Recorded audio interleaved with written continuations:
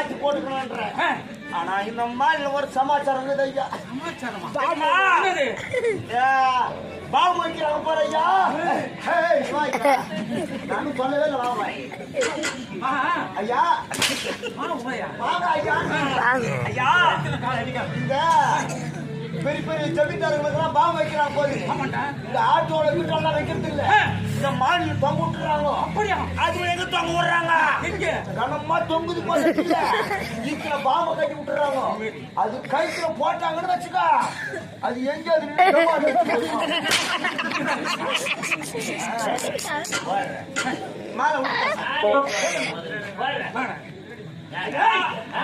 நான் மட்டும் வரல, ஒருத்தரும் வந்துடுவான்.